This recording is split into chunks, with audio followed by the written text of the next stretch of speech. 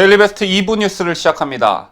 이른바 북한의 리성권 냉면 발언의 파장이 가라앉을 기미가 보이지 않는 가운데 정부와 여당이 부정 여론의 확산을 위해 안간힘을 다하고 있는 모습입니다. 우선 홍영표 더불어민주당 원내대표는 리성권의 냉면 발언을 두고 박용만 대한상공회의소 회장과 재벌 총수 3, 4명에게 직접 전화해 확인했지만 그런 일이 없다라고 말했습니다. 이러한 홍영표 원내대표의 발언이 있은 후 일부 매체에서는 리성권이 냉면 발언은 하지 않았고 뭘 들고 오셔야지라고 말했다는 보도를 내기도 했지만 어떤 경우에도 예의에 맞지 않는 발언이라 국민들의 원성은 쉽게 가라앉지 않고 있습니다. 여기에 엎친 데 덮친 격으로 지난 주말에는 북한 리선권이 14선언 11주년 기념식에서 만난 김태년 더불어민주당 정책위 의장에게 배 나온 사람한테 예산을 맡기면 안 된다는 발언을 한 것으로 전해지며 사태가 가라앉기는커녕 알려진 것만 해도 이 정도인데 그 이면에는 얼마나 더한 말들이 오고 갔을까 하는 의구심이 들게 하고 있습니다. 이 같은 소식은 연합뉴스에 의해 전해졌는데 연합뉴스는 지난달 5일 14선언 11주년 기념 공동 행사 후 평양 고려호텔에서 남측 주재로 열린 만찬에 참석한 배석자들의 말을 인용해 이같이 전했습니다. 김태년 의장은 14선언 행사 참석을 위해 2박 3일 일정으로 방북한 바 있습니다.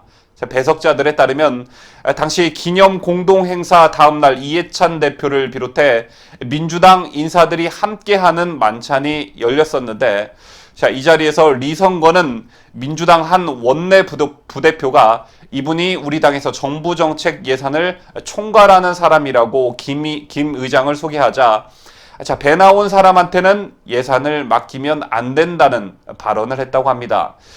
김 의장은 듣기에 따라 기분 나쁠 수 있는 말을 별 의미 없는 술자리 농담 정도로 여겼고 배석자들도 웃어넘긴 것으로 전해집니다. 물론 가까운 사이이고 사적인 사람들이 모인 편안한 자리라고 하면 이 같은 리성권의 발언은 친근감의 표현이거나 편안한 분위기 조성을 위해 상대에게 던진 농담 정도로 여길 수 있겠지만 이 말이 품위가 있어야 할 공식적인 행사 자리에서 손님을 모셔놓고 내뱉을 말이 아닌 건 분명해 보입니다. 만약 북측을 방문한 남측 인사가 김정은의 풍채를 빗대며 배 나온 사람한테는 북한 정권을 맡기면 안 된다라던가 북한을 방문한 폼페이오 장관에게 배 나온 사람에게는 비핵화 협상을 맡기면 안 된다라고 했다면 어떤 반응들이 나왔을지 궁금해지는 대목입니다. 또한 이 자리에 풍채가 풍만한 문희상 국회의장이 갔더라면 배 나온 사람한테 입법기관의 수장을 맡기면 안 된다라고 했을지도 모르겠습니다. 앞서 말씀드렸지만 알려진 것만 해도 이 정도인데 도대체 그 기간 북한에서는 어떤 말들이 오고 갔을까? 안 봐도 비디오란 말이 이때 어울리는 말이 아닐까 생각합니다. 이와는 별개로 문희상 국회의장도 북한 고위급 인사에게 면박을 당한 것으로 알려졌습니다. 동아일보에 의하면 문 의장과 북한 최고인민회의 대의원 겸 조국통일연구원장인 리중혁은 지난달 15일 스위스에서 열린 제139차 국제의회 연맹총회에서 만났고 남북의회 관계자들은 별도로 제네바 시내 캠핑스키 호텔에서 40분간 비공개 회동을 했다고 합니다.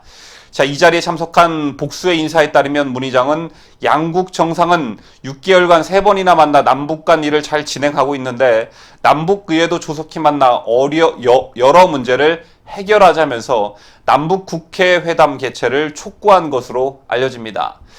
하지만 리중혁은 문 의장의 발언에 대해 뭘 그렇게 남북 국회 회담을 서두르십니까? 라고 받아쳤다고 합니다. 그러면서 지금 시점에 남북의회가 만난다고 해서 무슨 결과물을 만들 수 있느냐고도 말한 것으로 전해집니다. 일부 참석자들은 리중혁이 문 의장보다 나이가 많긴 하지만 국회 회담을 촉구하는 문 의장에게 면박을 주는 것처럼 느껴질 정도였다고 당시 분위기를 전했습니다. 이번 IPU 총회엔 더불어민주당의 진영, 서른, 조홍천, 이수혁 의원, 자유한국당 정종섭 의원, 민주평화당 김경진 의원이 참석했습니다. 자, 이에 문의장 측은 대화는 서로 웃으며 화기애애하게 진행이 됐으며 전혀 면박을 주는 분위기는 아니었다라고 밝혔다고 합니다. 뉴스를 마치면서 이른바 북측 인사들의 남측 인사들에 대한 면박 또는 망신주기 발언들이 언론에 공개된 것만 해도 이 정도인데 실제 이 기간 현장에서는 얼마나 더 많은 말들이 오고 갔었는지 안 봐도 비디오라는 말이 떠오릅니다. 자, 그런데 국민 여러분께서 더 분노하고 계신 이유는 리성건은 원래 그런 인간이라고 해도 이 문제를 대처하는 우리 측 관계자들의 태도 문제입니다. 자, 오죽했으면 좌파 친북 성향 정권하의 국정원장이 사실이라면 용납할 수 없다라고 한 말이 유일할 정도로 정부 여당이 보이는 태도는 그야말로 굴욕적입니다. 자, 특히 홍영표 민주당 원내대표가 그 자리에 참석했던 재벌 총수들을 비롯한 인사들에게 전화를 걸어 일일이 확인 작업을 했다는 사실에 경악을 금치 못하겠습니다. 자, 저번 주 미국 대사관이 방북 기업들에게 직접 전화를 걸어 이른바 세컨더리 보이콧 논란이 불거졌을 때 한 기업 관계자는 수출에 의존하는 기업의 입장에서는 미국의 요청을 거부할 수도, 그렇다고 한국 정부의 뜻을 거스를 수도 없지 않겠나라며 현재 기업들이 정부의 압박을 받고 있음을 우회적으로 시사한 바 있습니다. 자, 이런 분위기에서 여당의 원내대표가 직접 전화를 걸어 그때 리선권이 이런 발언을 했었냐라고 물으면 그것을 있는 그대로 대답해 줄 사람은 아무도 없을 것입니다. 홍영표의 이 같은 행동은 이번 냉면 사태로 체면이 구겨질 대로 구겨진 재벌 총수들에게 다시 한번 돌이킬 수 없는 굴욕을 준 것이나 마찬가지입니다. 자, 그것도 전 국민 앞에서 말입니다. 처음부터 재벌 총수들이 북한에 가는 것을 두고 말들이 많았습니다. 미국을 비롯한 국제사회의 대북 제재가 완화되지 않은 상황에서 재벌 총수들이 북한에 가는 이유를 도무지 모르겠다는 국민들의 궁금증들이 있었습니다.